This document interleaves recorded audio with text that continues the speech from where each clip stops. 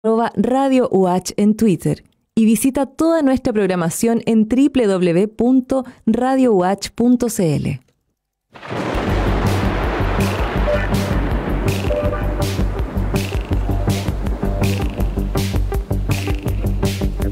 Nace un espacio donde profesionales de las diversas disciplinas de la salud se unen con un solo objetivo: tu bienestar. Aclara tus dudas en Saludando, el programa de la Facultad de Medicina de la Universidad Austral de Chile, que ahora comienza por Radio UH 90.1 FM.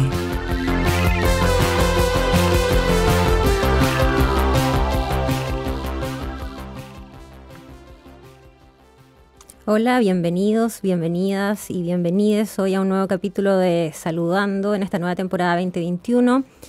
En este primer bloque de Saludando conversaremos con la académica del Instituto de Salud Sexual y Reproductiva, Cintia Vergara, quien es matrona, también es magíster en Desarrollo Humano y se encuentra cursando el doctorado en Ciencias Humanas Médicas y también es parte de la red de investigadoras nacional REDI. ¿Cómo estás, Cintia?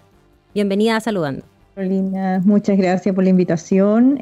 Aquí estoy, como dices tú, parte de la Facultad de Medicina y parte del Instituto de Salud Sexual y Reproductiva, para hablar de temas justamente que nos atañen de salud y también del contexto en el cual nos encontramos. Me gustaría partir preguntándote algo que también pregunté la semana pasada a los invitados que estuvieron con nosotros. ¿Cómo lees como trabajadora de la salud, como personal de la salud y como parte también de la red de investigadoras, este proceso que se está dando en nuestro país con el estallido social, la nueva constitución, pero también que está cruzado por el tema pandemia? Sí, hace un tiempo atrás nosotros como red investigadora instalamos una serie de webinars y de conversatorios acerca justamente de esto mismo, de cómo se articula tanto el sistema económico neoliberal con el estallido social y con la pandemia. Estuvimos en eso, confluyendo la mirada desde red investigadora, pero también desde como persona de salud. Y en ese sentido resulta interesante observar esto desde fenómenos de las determinantes sociales en salud, que son estas condiciones, una serie de circunstancias en las cuales uno nace, ya sea género, edad, clase, etcétera, y el sistema sanitario. Y justamente como nos envuelve el sistema sanitario en un contexto histórico social dado, tenemos una persona suspendida, como decía yo, en el tiempo y en el espacio, con una carga histórico-social, sanitaria, que se establece dentro de un contexto de un país, ¿cierto? De un Estado, más que nada, y que constituye en sí para mí, y que podría constituir como un postulado, una determinante social, ¿ya? Tanto vivir estos procesos también como la nueva Constitución nos ponen contra la pared en el sentido de que ya tenemos que estar alerta a un virus que ya por sí aumenta la parte de estrés, de cortisol y todo lo que es biológico y salud mental, más aún tenemos un nuevo proceso donde hay que estar más alerta, donde demanda, por ejemplo, una visión mayor acerca de lo que constituyen los derechos y además de lo que constituye el ejercer un voto informado. Y en ese sentido hay una información en esta era de la posverdad, ¿cierto? Una información constante de los medios que hace que la persona también esté en una situación de estrés y no sepa dónde dirigir su voto. En eso caemos en esta paradoja. Estamos cuidando nuestra salud, pero a costa también de nuestra propia salud. Y bueno, eso se vio en el estallido también, donde la gente también salió a buscar sus derechos, pero con los costos en su propia salud, como la mutilación, por ejemplo, ocular y la violación de los derechos humanos. Entonces, hace un tiempo he venido haciendo hincapié en que deberíamos tener una medicina de la catástrofe como en los sistemas curriculares y en los sistemas de capacitación del personal de salud, porque tenemos que estar preparados para este y otros eventos más. Entonces, en ese sentido, la subsistencia comunitaria yo creo que nos va a entregar las claves necesarias. Y en ese sentido, ¿cuáles serían, por ejemplo, los principios que crees debiesen estar, por ejemplo, verse reflejado quizás como en la Constitución para el acceso igualitario a la salud y además que no haya discriminación en ningún sentido, por ejemplo, como la homofobia, la transfobia, la lesbofobia, etcétera? Claro, ahí tocamos un tema interesante porque la Constitución también tiene principios, valores, ¿cierto?, que están sustentados, pero por supuesto que también esos principios tienen que traspasar este escrito hacia códigos, por ejemplo, el Código Civil, Código Penal y hasta los programas de salud, es decir, tiene que ser continuo y en eso, por eso es necesario que tenga la Constitución, el reconocimiento, por ejemplo, al Estado como un Estado diverso, tanto afectivo y sexualmente y de género. El principio de la igualdad y justicia, ya, para la entrega a la salud a todos sin discriminación, pero también reconocer que existe la falta de acceso a los derechos sexuales y derechos reproductivos y reconocerlos como violencia. Entonces, muchas veces en las constituciones, claro, es una carta fundamental, hermosa, con muchos principios, pero también no se reconocen las violencias, por otro lado. Entonces, hay un principio interesante que podría articular esta constitución, que es el principio feminista, un enfoque con perspectiva de género.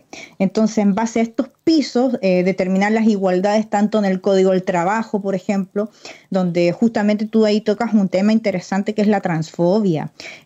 Solo el 20% de las personas trans pueden acceder a un trabajo estable, imagina. Y eso así con la homofobia y la lesbofobia, donde muchas personas no se pueden desenvolver de manera, digamos, libre en sus trabajos por miedo a que los puedan echar. No acceden a bonos del Estado porque el Estado constituye, por ejemplo, la familia en una determinada... en un determinado parámetro, donde quizás las familias que son unipersonales o las familias que están compuestas por hijos o hijas que no son biológicos y no pueden ser reconocidos, por ejemplo, en las familias lesboparentales, tampoco están incluidos en las ayudas sociales. Entonces esto traspasa, los principios deberían traspasar también los sistemas con los cuales medimos o con los sistemas con los cuales estamos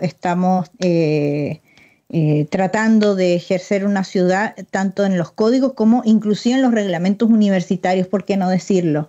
Y ahí la Universidad Austral está un poco a la vanguardia, diría yo, porque también hemos tratado de incluir dentro de lo que es perspectiva de género y tú lo sabrás muy bien, Carola, porque también has estado ahí, difundiendo esto, de que la universidad también ahora... ya el nombre social es reconocido, ya hay una apertura, por ejemplo, en los estatutos para reconocer la unión civil, por ejemplo, con el permiso que se le da al matrimonio igualitario, el matrimonio tradicional para salir unos días, y así hay señas que puede ir dando también las instituciones. Así que no solamente en principios, como te digo yo, sino que atraviesen la sociedad completa. Claro, y ahí en ese sentido lo que tú decías es súper importante también tocarlo con la contingencia ahora que, por ejemplo, está el tema de las pastillas anticonceptivas que ahora no se pueden comprar sin receta. Yo no quisiera dejar de tocar ese tema, si me puedes, ya enlazándolo con lo que me decías anteriormente, tu opinión respecto a ese tema también, porque es algo que pilla de sorpresa, digamos, a las mujeres, sobre todo a la población, pero también se ha visto esta generosidad de parte de las mismas mujeres también, que han generado redes donde aparecen profesionales de la salud dando su correo, dando su mail para que les escriban y que puedan prescribirle también una receta a la mujer que la necesite. Pero ¿cómo lo ves tú en todo este ámbito también del Estado? Sí, bueno, aquí tomamos otro punto interesante, que si los derechos sexuales y derechos reproductivos estuvieran reconocidos por el Estado, quizás estas formas deberían tocar un poco los parámetros de la violencia ya declarada. Con esto de las pastillas, y te agradezco la pregunta, Carola, porque igual yo soy matrona, entonces me atañe mucho este tema, en el sentido de que sí, para que las personas también sepan, sí, por código sanitario, las matronas y matrones podemos entregar, digamos, recetas de anticonceptivos, y de hecho muchas asociaciones de matronas se pusieron a disposición en las redes sociales justamente para esto, y muchas mujeres también reconocieron en las colegas o los colegas que no están solas. Y eso es interesante porque aquí existe una profesión que va más allá quizás del ejercer técnico, sino que del ejercer y ver a la mujer como un sujeto de derecho sexual y derecho reproductivo. Y en ese sentido, claro, si bien es cierto, siempre la idea en el código también de lo que respecta a medicamentos, se debería haber exigido esta receta, obviamente, pero estamos en un contexto pandémico, donde, por ejemplo, ¿por qué el Estado no se hizo cargo antes de así como el estado de excepción y etcétera, declarar esta pedida de receta como un estado de excepción? Es decir, debería haber existido un decreto, por ejemplo, que justamente se refiere a los derechos sexuales y derechos reproductivos en pandemia. Y ahí yo te quiero tocar un poco también la política de salud sexual y reproductiva que se hizo en el 2018, en la cual están estos principios, pero no se llevan al programa de salud de la mujer. Y en eso yo tengo algunas investigaciones también. Este programa de salud de la mujer está del año 97, imagínate. Entonces ha pasado muchos años y esto no lo hemos renovado, ¿ya? Entonces aquí me pone en relieve dónde está el sujeto de la mujer en la posición de una mujer en una sociedad patriarcal. Y entonces cuando hacemos medidas quizás macro, pero no nos preocupamos estos departamentos de hacer decretos especiales para lo que pudiese suceder, porque si bien es cierto, y ahí te toco un poco el tema, no sé si recuerdas, de estos anticonceptivos fallidos, ¿ya? De las cadenas farmacéuticas, la Nulex que salió mal, y justamente esa Nulex se estaba repartiendo en el sistema público. Entonces, más encima, la mujer hoy en día tiene este miedo a adquirir estos productos en el sistema público y obviamente va a ir al sistema, digamos, de la farmacia. Y en ese sentido ya le estamos poniendo otra barrera más, que es la receta. Así que yo, bueno, creo que el ISP ya incorporó esto que todos ya estamos conversando, y lo más probable es que se levante esto, porque no tiene sentido en este contexto pandémico, ¿ya? Antes quizás, obviamente que sí, la idea es propender al control. Hubiese sido lo apropiado, quizás que cada control le hubiese dado a lo mejor la profesional, la ginecóloga o la matrona una receta para todo el año quizás, o para cierto tiempo. Claro, y eso se estaba haciendo. Generalmente las matronas, la receta particular dentro del sistema público, claro, pasa a recoger sus medicamentos en la misma farmacia del Cefam, y las que no, bueno, se le entrega una receta para que también las vaya a comprar fuera si su medicamento es de otro tipo. Pero en este contexto donde las mujeres no se ha puesto una inyección de dinero para más profesionales en salud, para que puedan atender vía telemática, por ejemplo, esas serían medidas interesantes también para propender el acceso y no los bloqueos justamente al acceso de anticonceptivo. Entonces, esta dualidad yo creo que tiene que ver con la posición de la mujer en una sociedad donde no es prioritario, al parecer, rayar un poco y decretar un entorno seguro para la mujer en los derechos sexuales y reproductivos. Y ahí tienes que ver, como te digo, mucho con esta nueva constitución, que quedan muchos desafíos en relación a eso.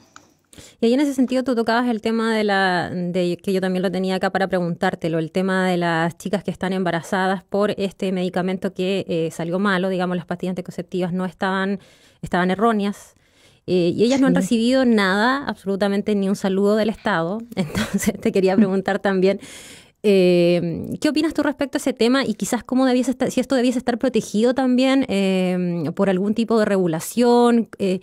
Porque ahí debiese actuar, digamos, quien se equivocó, me imagino yo, en entregar las pastillas. Entonces, ¿cómo se resuelve este tema? Porque ellas no han recibido ninguna indemnización, no tienen nada, sino que tienen que traer al mundo a alguien que ellas ni siquiera lo tenían planificado.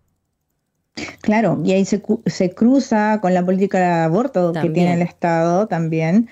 Y también nos remontamos, no sé si, Carola, tú te acordarás de aquella vez, el 2018, cuando las leches salieron envenenadas. Sí. Y allí, creo que fue Nestlé, ¿ya? Y allí el Estado realmente se creyó contra esto. Ellos salieron de la Senada alrededor de 2 años, hubo sanciones, reparaciones, y eso significa que el Estado ahí tuvo su rol, el rol que es de asegurar, ¿cierto?, la seguridad del ciudadano, pero eran los niños, ¿ya? Y hoy en día, cuando decimos, entonces, ¿en qué lugar está la mujer aquí? ¿Por qué el Estado no ejerce ese mismo rol protector con la mujer? Entonces, cabe decir, tiene que ver con la mirada que tiene el gobierno actual acerca de esto. Entonces, ahí nos preguntamos un poco qué pasa, porque generalmente hoy en día el ISP y las autoridades, como dices tú bien, no han dado reparación a estas mujeres y sobre todo que tienen que depender hoy de una fundación que es Miles, ¿ya? Y esta fundación está haciendo todos los trámites ante la ONU, pero ellas están a la espera de que la ONU dé sus recomendaciones. Imagínate, este embarazo sigue cursándose. Claro, sigue estando presente y ellas, ya lo van a tener que asumir, ya no hay ninguna posibilidad de nada. No hay ninguna posibilidad de nada. Y lo peor de todo es que ¿quién se encarga de llevar la salud mental también de ellas en este proceso? Entonces, algo que se podría parecer drásticamente como las leches envenenadas, hoy en día no aparece con el mismo fulgor, ¿cierto? O la misma urgencia que es un anticonceptivo. Yo me pregunto si esto le hubiese pasado a los hombres, por ejemplo, hubiese sido distinto. Esas son mis preguntas que hago. Claro. No por mirarlo desde una perspectiva feminista, pero uno busca respuestas a esto, el por qué, ¿ya?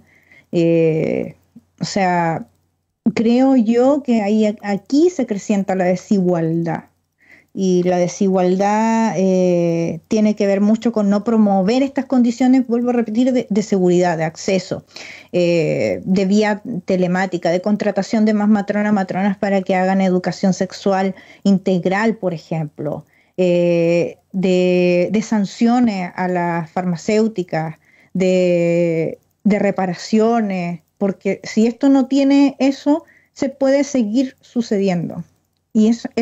Y puede suceder con otros medicamentos también.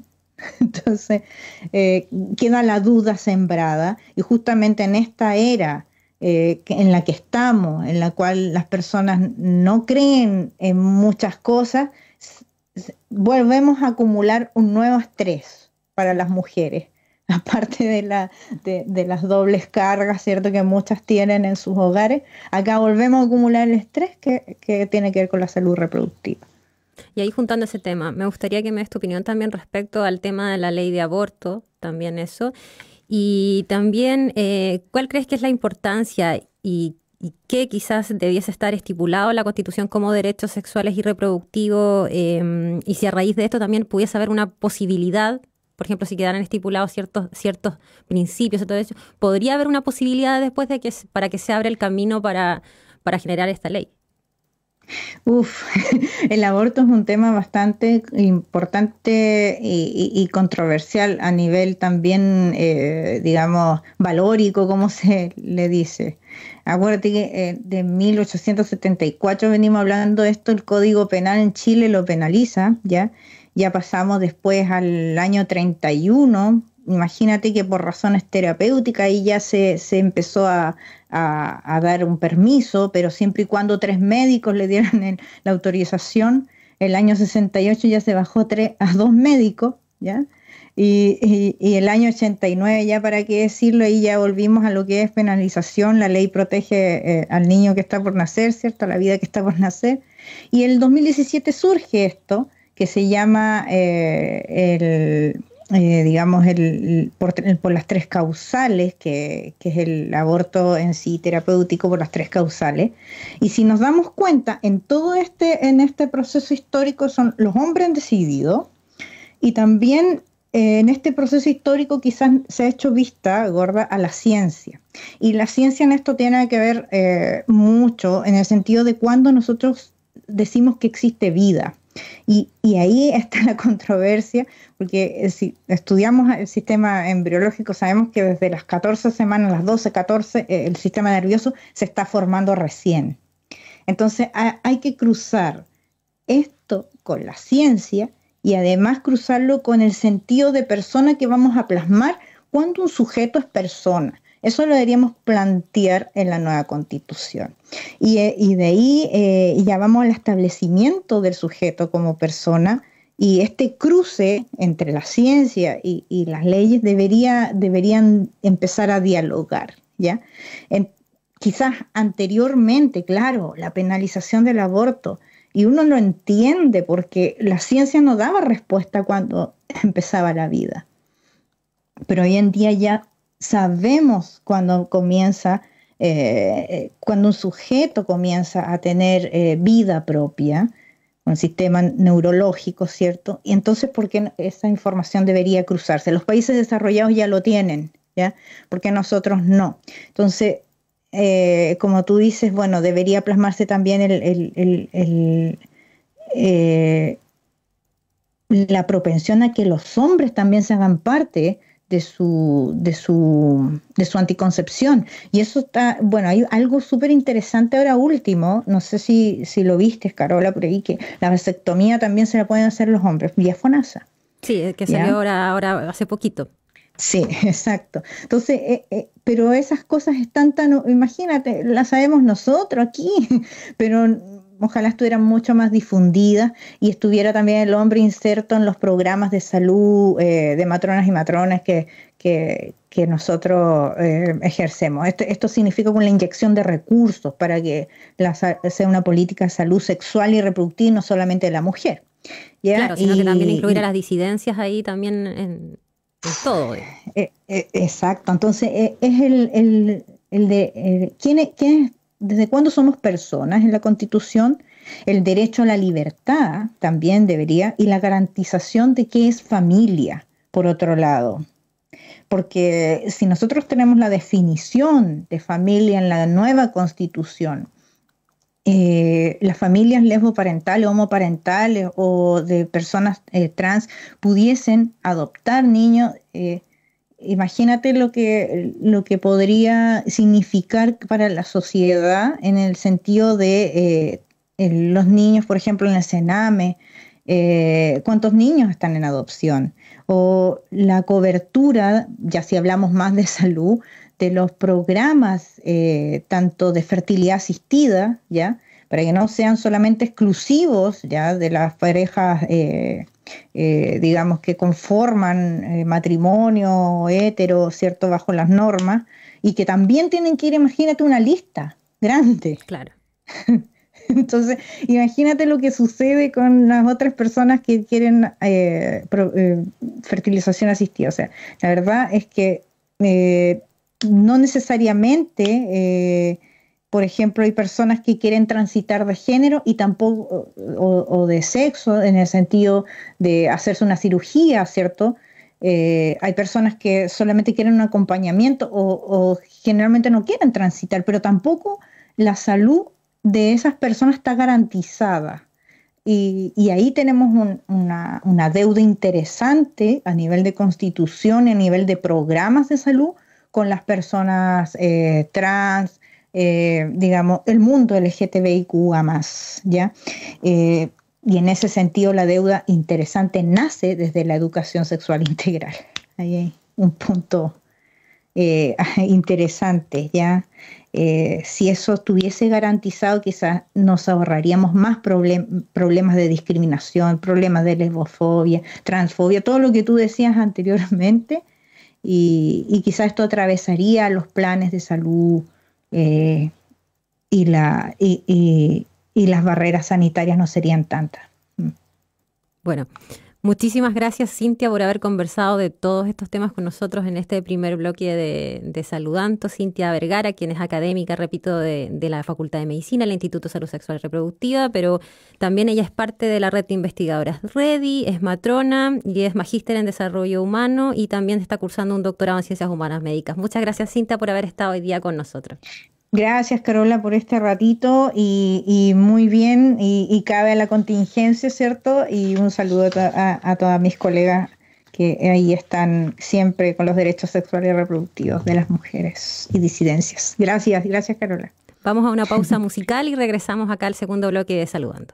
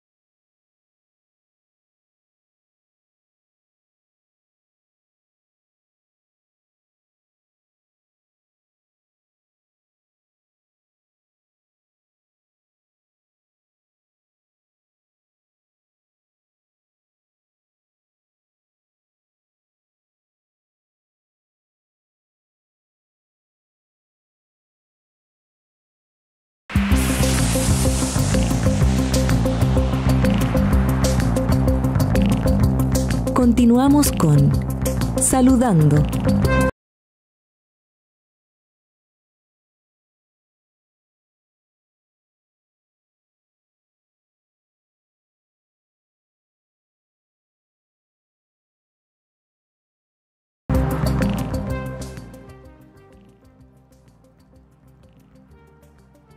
hoy nos acompaña en este segundo bloque el académico del Instituto de Salud Pública, José Manuel Manríquez, quien además es especialista en enfermedades transmisibles, epidemiología social y salud colectiva. ¿Cómo estás, José Manuel?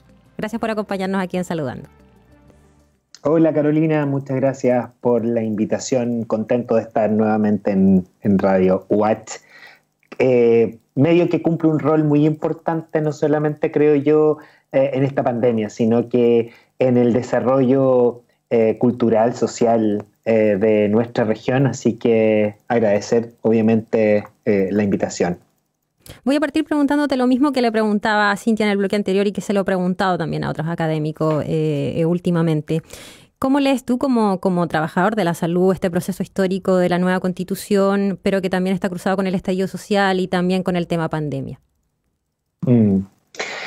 Sí, está cruzado, creo yo, obviamente con la pandemia. Obviamente la pandemia ha modelado este proceso. La verdad es que cuando parte el estallido social, de alguna manera todos y todas pensamos que íbamos a tener la oportunidad inédita de involucrarnos en un proceso que pudiera ir generando un cambio estructural a una desigualdad estructural, valga la redundancia, que está originada, por supuesto, desde tiempos inmemoriales, desde los tiempos de la colonia, ¿verdad? Este país se construyó con esta injusticia, ¿no es cierto?, en la base, y que evidentemente la Constitución de la dictadura, por supuesto que catalizó. Por lo tanto creo que volviendo a esa etapa estábamos de alguna manera muy contentos de que realmente esto pudiera desembarcar en este proceso constituyente actual. Sin embargo, obviamente la pandemia, insisto, ha ido modelando, ha ido retrasando los plazos para que esto suceda, y obviamente también el nivel de participación. Todos sabemos que los medios digitales nos han facilitado por una parte el poder encontrarnos. Sin embargo, creo que el hacer un proceso realmente participativo ha estado limitado y condicionado a las metodologías que han utilizado los y las distintos candidatos y candidatas y candidates también, porque esa es una de las cosas inéditas, ¿no?, que tenemos en este proceso, realmente un interesante contingente de candidatos y candidatas y candidates de todas las esferas de la sociedad, y sin embargo esto ha estado modelado por esta pandemia. Aún así tenemos mucha confianza, mucha esperanza de que realmente este proceso se logre hacer de la manera más democrática, más participativa posible, y no olvidar que una elección, ¿no es cierto?, de quienes van a representar a las distintas esferas del país es solamente el inicio. Esto sin lugar a dudas que es un inicio, es un puntapié inicial, pero que está lleno de mucho trabajo, de muchas condiciones, ¿verdad?, que ha sido una de las cosas que también han aparecido en este proceso. Aún así yo tengo la confianza de que en realidad vamos a avanzar y que vamos a lograr tener un país, ¿no es cierto?, con mayor proyección, sentirnos orgullosos de vivir en este país, en el que el abuso no es realmente el centro ni el horizonte, ¿no es cierto?, de quienes nacen en este país, y que por otro lado nos permita realmente desarrollarnos con las plenas condiciones, con la totalidad de derechos que merecemos, que siempre hemos merecido, pero que no hemos tenido. Así que nada, a pesar de todo, contento de estar aportando de alguna manera desde los distintos lugares a la construcción de este nuevo Chile. Y respecto a eso mismo que mencionabas, como el aplazamiento de las elecciones, tú como epidemiólogo también, ¿cuál crees tú que deberían ser las medidas sanitarias que se debiesen tomar, por ejemplo, si es que se aplaza? Porque todavía eso está en veremos, aún tampoco hay nada, está todo incierto. Todo incierto, sí. Todo incierto. Entonces, ¿qué medidas quizás deberían tomarse de aquí en más para poder garantizar que se pueda ir a votar, que podamos ir todos, todas y todes, que también se pueda incluir la gente que quizás está en los hospitales y que también quiere participar del proceso, porque hay que también incluir a esa gente? Hay gente que tiene enfermedad terminal pero que no puede salir, pero que también quiere participar del proceso, también quiere dejar su voto. Entonces, ¿cómo lo podríamos hacer ahí? ¿Podría ser el voto telemático una opción? ¿Cómo lo ves tú? Y también otras opciones de tipo epidemiológica también para la población. A ver, yo entiendo que este tema ha sido discutido, ¿no es cierto?, en el mundo político, en el mundo de quienes hoy día ostentan el poder de decidir cómo es la forma, y además todos entendemos que también que existen ciertas dificultades constitucionales para que realmente esto se pueda llevar de la manera, ¿no es cierto?, más amplia posible, por ejemplo, incluyendo sistemas telemáticos que garanticen la mayor participación posible. Una de las cosas que nos preocupó mucho ¿no es cierto?, en el plebiscito de octubre, y que afortunadamente, desde mi perspectiva, ¿no es cierto?, logró, a pesar de eso, ¿no es cierto?, tener este tremendo impacto con este apruebo, ¿no es cierto?, histórico, con esta ganada histórica del apruebo, pero que sin embargo, ¿no es cierto?, genera mucha preocupación. Es qué pasa con algunos de los grupos que están excluidos hoy día de la sociedad, tanto porque son grupos que son de mayor riesgo para poder participar en procesos que implican, ¿verdad?, aglomeraciones, por ejemplo, lo que pasa con los adultos mayores, por ejemplo, lo que pasa con enfermos crónicos, por ejemplo, con personas que están cumpliendo situación de confinamiento. Dicho eso, ya, y a pesar, ¿no es cierto?, que octubre mostró la posibilidad de que efectivamente este proceso se pudiera llevar a cabo en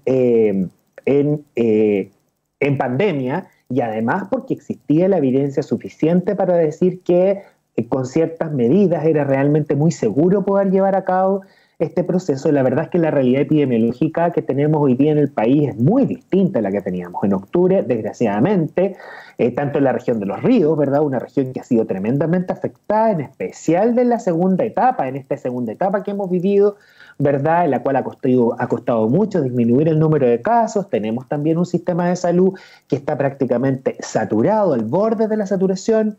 Entonces, frente a eso, la verdad es que creo yo que no quedaba otra alternativa que plantear la posibilidad de movilizar las elecciones. La verdad es que una de las preocupaciones que tenemos hoy día, ¿verdad?, como colectivo médico, yo ahí lo digo desde ese lugar, es que efectivamente los centros asistenciales están, como decía, al borde de la saturación. Además que hay que recordar que cuando hablamos del 95%, Carolina, lo que estamos diciendo básicamente es que hay algunos centros que están sobre el 100% y otros que están cerca del 90%. O sea, ambas situaciones son terribles, ¿no? Pero ya hay algunos centros que están teniendo que elegir quién va a ir a intubación. Eso lo hemos escuchado de muchos colegas, ¿no es cierto?, para poder salvar a las personas. Dicho eso, esa es la situación que más nos preocupaba para que realmente un proceso eleccionario pudiera llevarse hoy día a cabo. Y en segundo lugar también porque la verdad es que dadas las garantías constitucionales de que ese proceso sea participativo, o las escasas en realidad, ¿no es cierto?, garantías, este proceso no se ha podido llevar a cabo de manera telemática porque, como te digo, aparentemente toda la Constitución misma lo impide, ¿no es cierto?, una vez más, ¿no es cierto?, nos impide, ¿no es cierto?, poder avanzar. Lo que nos preocupaba mucho era que si pensamos que hoy día tenemos un número de casos activos en el país muy alto y además los contactos de casos activos podían ser, ¿no es cierto?, 3, 4, 5 y en algunos casos 7 u 8 personas, el número de personas que iba a quedar inhabilitada para votar era extremadamente algo lo que ponía en riesgo la representatividad de este proceso. Por lo tanto, hay que entender que las medidas sanitarias hoy día son fundamentales porque la verdad es que estamos al borde del colapso del sistema de salud, pero por otro lado también hay que garantizar la mayor representatividad posible en este proceso, y desde ahí nuestra sugerencia fue que en las regiones, o que si regionalmente o nacionalmente el sistema de salud estaba saturado en más de un 95%, entonces se tuviera que posponer hasta que realmente pudiéramos garantizar que eso pudiera cambiar. Lamentablemente, yo creo que esto quizás lo hemos conversado, pero creo que es importante decírselo a la comunidad de Radio Escucha. Lamentablemente no sabemos hoy día cuáles son las variantes que están circulando del COVID, y desde ahí es muy difícil poder proyectar cómo va a ser la situación en mayo, que es la propuesta, ¿no es cierto?, que ha hecho el Poder Ejecutivo, en este momento, para poder realmente realizar este proceso en las mejores condiciones, pero cabe la posibilidad de que efectivamente lo podamos realizar. Yo espero que no sea necesario aplazar mucho más, pero sin lugar a dudas no había mucha alternativa hoy día, digamos, desde lo que proponía tanto el Ejecutivo, pero también lo que proponíamos las distintas organizaciones involucradas. Claro. Teníamos sí o sí que aplazarla, pero claro, puede ser, dices claro. Tú, claro, puede ser que después la tengamos que aplazar un poco más. Ojalá que no, pero puede ser que, si es que el escenario de crisis no cambia. Claro, mira, la verdad es que viendo el ejemplo que nos sucede a nosotros como región de los ríos, ¿no? la verdad es que nosotros sabíamos que después de un mes de cuarentena independiente, la dificultad para poder cumplir las medidas, ¿no es cierto?, de aislamiento por los distintos motivos existentes, ¿no? Mucho trabajo informal. Recordar que en la región de Los Ríos el porcentaje de trabajo informal es incluso superior al del resto del país. Por ejemplo, solamente por poner un ejemplo, la verdad es que nosotros sabíamos que independiente de eso, más o menos después de un mes de que realmente se inician los procesos de confinamiento, de alto confinamiento, como es el caso de las cuarentenas, es posible tener un impacto ya después de un mes. Sin embargo, si nosotros hoy día lo vemos, lo revisamos en la evidencia, este impacto ha sido bastante más tibio. Hemos tenido un impacto, yo diría que en la última semana estamos teniendo una cierta estabilización, pero la verdad es que ese proceso ha sido muy lento y eso nos habla de otros elementos que pueden estar entrando hoy día que antes no teníamos puesto en la mesa, como por ejemplo la posibilidad de que la variante brasileña específicamente, o la inglesa, pero es más probable que la brasileña.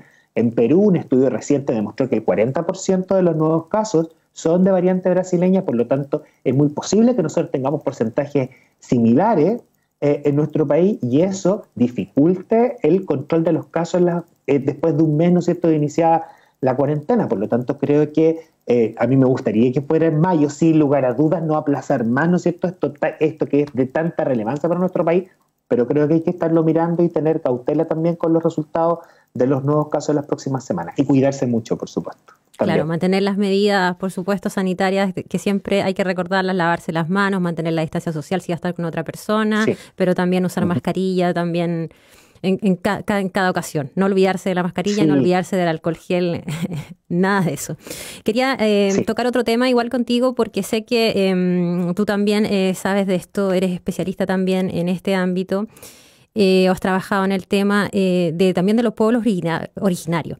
Y ahí también tocar dos puntos. Uno, cómo poder hacer para que también en la Constitución quizás quede reflejado el acceso igualitario a la salud, pero también viéndolos desde su perspectiva de ellos, de sus formas de vida, de creencia, y también cómo has visto tú el tema COVID con ellos también, el tema pandémico, cómo lo han vivido. Sí, bueno, es un tema muy complejo, porque incluso dentro de, hay que recordar que cuando nosotros estamos hablando de pueblos originarios, no estamos hablando solamente de un pueblo originario, primero que todo. No, en Chile hay muchos. Hay muchos, ¿no es cierto? Hay muchos, por lo menos la Constitución, ¿no es cierto?, ha reconocido 8 pueblos originarios. Sin embargo, obviamente además hay subgrupos dentro de estos, ¿ya? Y obviamente también muchas poblaciones, muchos pueblos indígenas han sido también, ¿verdad?, de alguna manera la cosmovisión propia está hoy día, ¿verdad?, ahí tendiendo un hilo en base a imposiciones, ¿no es cierto?, religiosas, culturales, etcétera, de esta llamada, ¿no es cierto?, colonización o proceso de pacificación histórico, ¿ya? Entonces, la verdad es que decirlo desde ahí ya hay una primera dificultad, porque realmente pensar en cómo incluir, ¿no es cierto?, la cosmovisión de los pueblos indígenas implica también el reconocimiento de esta multiculturalidad, ¿ya? Eso yo creo que es uno de los elementos más importantes hoy día y que yo espero que sean, por supuesto, debatidos. O sea, desde mi punto de vista, nuestro Estado debiera avanzar, ¿no es cierto?, nuestro país debiera avanzar hacia un Estado multicultural que no solamente valore, sino que además promueva y genere y prevenga la pérdida de la riqueza de la identidad cultural, ¿no es cierto?, de los pueblos originarios, que frente al escenario actual, ¿verdad?, de intervención social, de intervención cultural, de intervención política y ambiental también, porque hay que decir que si hay una de las cosas que realmente, ¿no es cierto?, está trazada con esta mirada de la cosmovisión de los pueblos originarios, tiene que ver con esta profunda conexión con la naturaleza, una naturaleza que nosotros hoy día sabemos que cada día está más, ¿verdad?, modelada para los intereses económicos de los grupos, de los más ricos de este país, digamos, y de los grupos más ricos también del mundo. Así que desde ese lugar, ¿verdad?, yo creo que es muy importante entonces cuando hablamos de un Estado pluricultural y multicultural, no solamente hablar de la salud, entendiendo la salud de cómo ejercer, ¿verdad? Cómo hacer el ejercicio de los distintos sistemas médicos, por ejemplo, aquellos de los pueblos indígenas, sino que tiene que ver también con un reconocimiento de esta cosmovisión, de una forma de hacer comunidad, de una forma de relacionarse con la naturaleza, de una forma de relacionarnos con quienes no somos indígenas, por ejemplo, ¿no es cierto? De una forma de relacionar esas comunidades, ¿no es cierto?, entre ellas, ya cómo se comunican también entre ellas, dentro de ellas, ya, o sea, es un proceso que es mucho más complejo, pero que sin lugar a dudas vamos a tener que tocar, y espero que sea beneficioso para la preservación, que es el concepto real, ¿no es cierto?, más adecuado para, ¿no es cierto?, pensar en lo que significa realmente dar las posibilidades para la mantención, para que los pueblos, ¿no es cierto?, originarios se sigan desarrollando de la manera en que ellos creen que es mejor y que muchas veces no tienen que ver con las creencias de este, comillas, llamado mundo occidental. Ahora, ese es un gran desafío, sin lugar a dudas, y que yo creo que va a tener que ser enfrentado y espero que sea de la mejor manera. Con respecto al tema de salud, ya, y aquí ya viene otro tema interesante, para poder realmente hablar de cómo la salud, cómo el COVID ha entrado, cómo ha mermado también la vida de las personas, de manera un poco, Carolina, de manera un poco desconocida. La verdad es que desgraciadamente, salvo por un par de informes, ¿no es cierto?, que elaboró el Departamento de Epidemiología del Ministerio de Salud, no conocemos bien cómo ha sido llevado a cabo este proceso, porque desgraciadamente una de las grandes deudas con respecto no solamente a la salud y el COVID, sino que a la salud en general con respecto a los pueblos indígenas, ha sido el no reconocimiento de un sistema médico ancestral, ya un sistema médico ancestral que reconoce figuras, que reconoce sanadores, que reconoce, ¿verdad?, la existencia de ciertos agentes que establecen salud, muchos de los cuales, ¿no es cierto?, no están en este plano, sino que muchas veces en otros planos, claro, que para nuestra mirada, ¿no es cierto?, no está. Ha sido una de las dificultades más grandes, y el no reconocer eso lamentablemente nos hizo perder una oportunidad muy interesante, que era prepararnos con las comunidades para enfrentar los desafíos de esta pandemia, que obviamente ha afectado no solamente al mundo occidental, comillas, no indígena, sino que también al mundo indígena. Hay que recordar, Carolina, que en la región de las Américas existen más o menos 60 millones de personas que se dicen ser pertenecientes a pueblos originarios, ¿ya?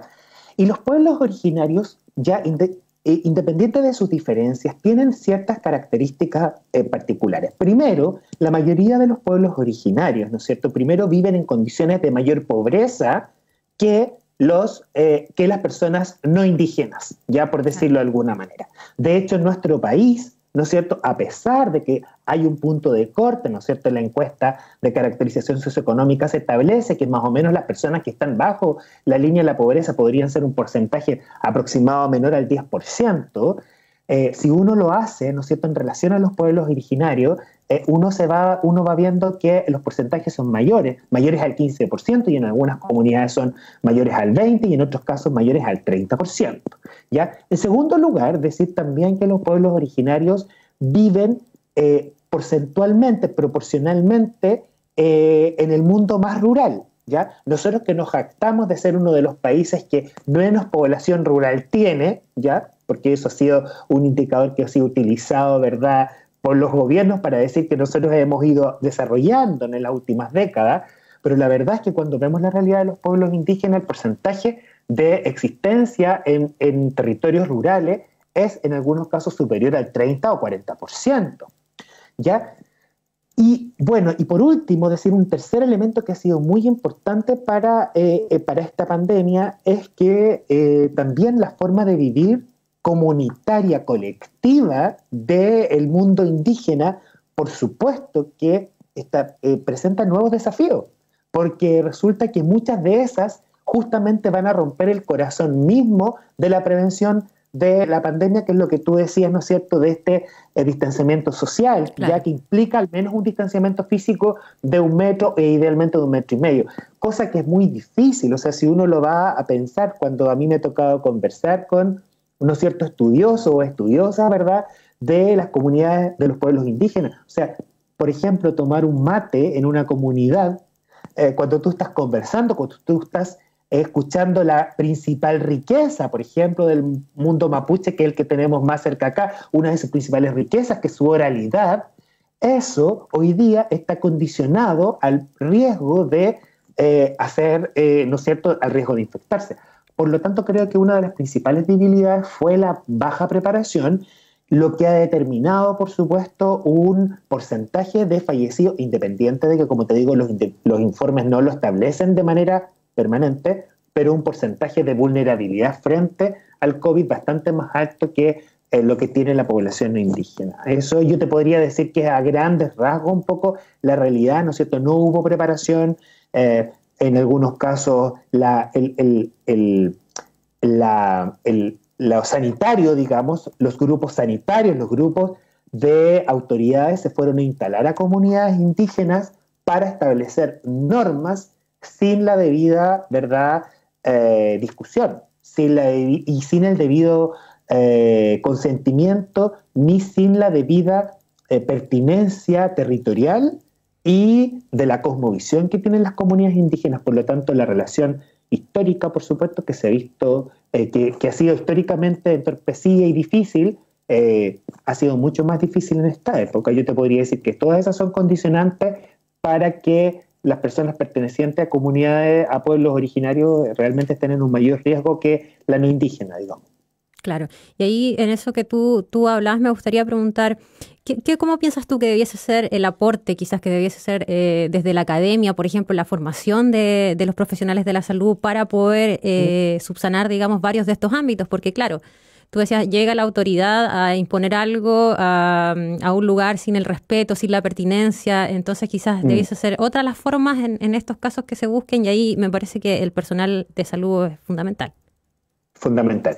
Sí, afortunadamente, Carolina, el personal de salud y especialmente el personal de salud que se desempeña en la atención primaria, en muchos casos, no en todos, porque esto depende también de, ¿no es cierto?, de la forma de gobernanza que tienen algunos gobiernos locales. En algunos casos están mucho más integrados y interesados en vincularse a la comunidad, y eso implica también vincularse a los territorios ancestrales. Y en algunos otros casos no es así, lamentablemente no es así. Ahora, yo creo que desde la mirada, ¿no es cierto?, académica, algo que nosotros, yo la verdad es que les hablo siempre a mis estudiantes, ¿no es cierto?, de las distintas carreras de la Facultad de Medicina, y en especial, ¿no es cierto?, nosotros desde distintos lugares estamos tratando siempre de estar mirando, que no hay que olvidar que, por ejemplo, la Universidad Austral de Chile establece como un sello, digamos, ¿no es cierto?, la pertinencia territorial. O sea, nuestros estudiantes no son solamente estudiantes que deberían estar en condiciones de poder competir con otros profesionales del país, o de otras universidades. Nuestros profesionales, además, son profesionales que deberían estar profundamente comprometidos con esta realidad, que tiene ciertas particularidades, ¿no es cierto?, que tiene cierta característica, que tiene ciertos conocimientos. Ahora, yo desde ahí creo que se han hecho muchas instancias, se han hecho muchos esfuerzos, creo que hemos ido avanzando, pero sin lugar a duda queda un camino largo por recorrer. Desde mi perspectiva también implica pensar en involucrar, ¿no es cierto?, a las mismas comunidades. Hemos tenido experiencia, pero poder, por ejemplo, en esta región en estas regiones donde está la universidad, donde además hay un alto porcentaje de población indígena, especialmente mapuche, yo creo que significa, ¿no es cierto?, realmente entrar a profundizar en el conocimiento de la cosmovisión y no pensar en que nosotros como profesionales de salud, vamos a hacer una alternativa a esa cosmovisión. Somos una alternativa como sistema médico, que también resolvemos muchos de los problemas de salud de las comunidades, pero sin lugar a dudas no somos un reemplazo, sino que más bien somos una alternativa, justamente, ¿no es cierto?, dicho así. Y eso implica también el respeto y, por supuesto, el conocimiento de un lenguaje mínimo, ¿verdad?, para entender, digamos, cómo se movilizan estas comunidades, y esperamos que realmente la Constitución también vaya avanzando en esa misma línea. Ya yo creo que temas relacionados a derechos humanos, a derechos de pueblos indígenas, acuerdos y al conocimiento de la cosmovisión son cosas que hoy día nosotros hemos ido incluyendo en la formación, pero sin lugar a dudas falta y yo creo que vamos a ir hacia allá. Digamos. Vamos avanzando, algo se avanza.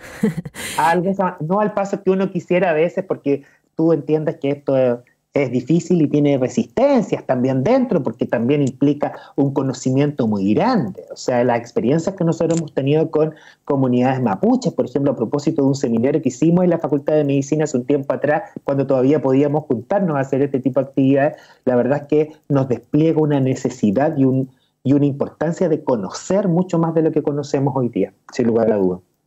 Y ya para ir cerrando, participaste en la elaboración de un documento que se lanza hoy día a las 18 horas por el canal de YouTube de la Universidad de Chile. Es el documento Demandas Prioritarias y Propuestas para un Chile Diferente, sistematización de 1.233 cabildos ciudadanos. Este es un documento que se hizo con 12 universidades del país y, como decía, se lanza hoy martes a las 18 horas. Y cuéntanos un poco sobre este documento, por qué es importante que lo tengamos presente, por qué es importante que lo revisemos. Sí, Carolina, mira, muy brevemente, porque entiendo que queda poquito tiempo, pero decirles que hoy día a las 6 de la tarde vamos a hacer el lanzamiento entonces de este documento que analiza, ¿no es cierto?, que es, digamos, son los resultados de estos 1.233 cabildos que se desarrollaron a lo largo de todo el país y que Unidad Social, si ustedes recuerdan quienes participaron en algunos de estos cabildos cuando recién fue el estallido social, donde todos estábamos medios perdidos y no sabíamos para dónde ir y empezaron a aparecer estas instancias de cabildo donde se empezaron a discutir algunos de los problemas que nos habían llevado a ese espacio y algunas de las propuestas para poder ir avanzando. Gran parte de esa información es la que recogió Unidad Social, y Unidad Social, ¿verdad?, llamó a la Escuela de Salud Pública de la Universidad de Chile para poder sistematizar esta información, y la Escuela de Salud Pública de la Universidad de Chile llamó a equipos de todo el país, incluido, ¿no es cierto?, a este del Instituto de Salud Pública, donde aprovecho de decir también que participó la profesora Marisol Ruiz y también la profesora Melissa Munzenbayer, ambas académicas de nuestro instituto, a participar en esta sistematización, y logramos, ¿no es cierto?, sistematizar mucha información. Eran miles de páginas, ¿no es cierto?, miles de informaciones que estaban ahí, pero logramos centrar, ¿no es cierto?, las principales demandas ciudadanas surgidas desde ese momento. Están graficadas en un documento que es de muy fácil lectura y que nosotros esperamos que sea el puntapié inicial, porque no es el final definitivamente, pero el puntapié inicial para que los y les constituyentes, ¿verdad?, de este proceso, así como también otros cargos hoy día de autoridades que nosotros vamos, en este proceso eleccionario que se viene, puedan reconocer y puedan identificar que esas son las demandas que surgen a partir del estallido social y que por lo tanto tienen que ser consideradas y tienen que ser un horizonte, en principio, en este trabajo que se nos viene a partir de las próximas elecciones. Así que están todos y todas invitados a este lanzamiento, hoy día a las 6 de la tarde, como tú dices, en YouTube, en el sitio de la Vicerrectoría de Extensión y Comunicaciones. Si ustedes lo buscan como demandas prioritarias en YouTube, ¿no es cierto?, el documento de hoy va a aparecer y van a poder escucharlo, y además se les va a dar los links para que puedan descargarlo de manera total y absolutamente gratuita y hacer la difusión también para quienes estén participando en estas propuestas, ¿no es cierto?, en las próximas elecciones.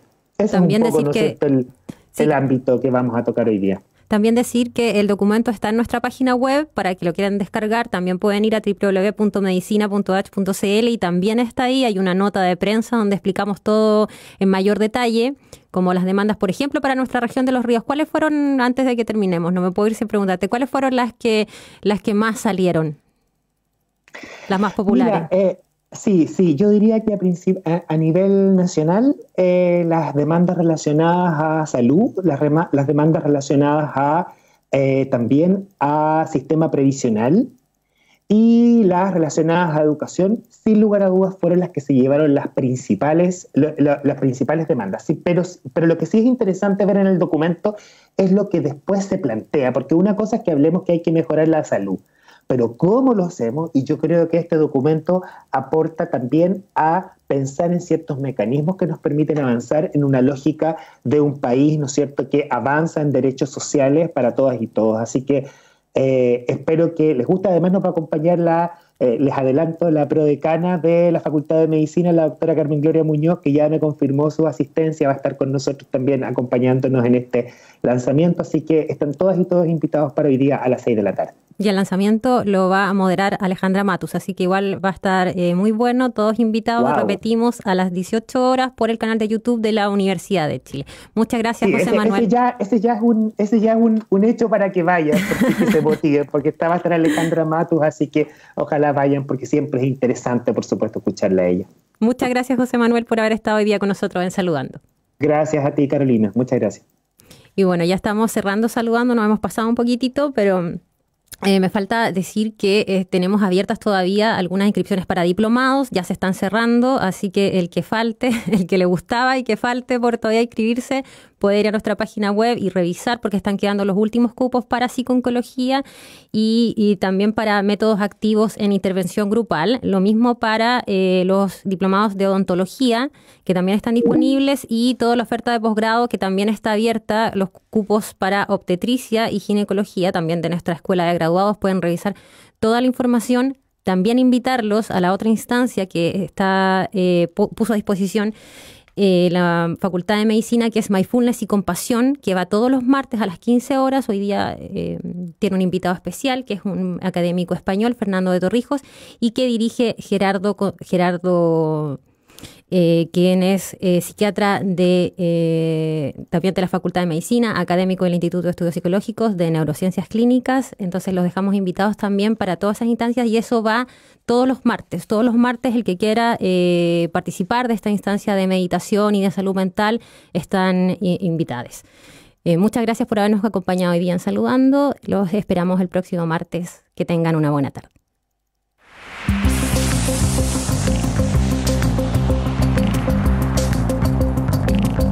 Porque tu cuidado es nuestra preocupación.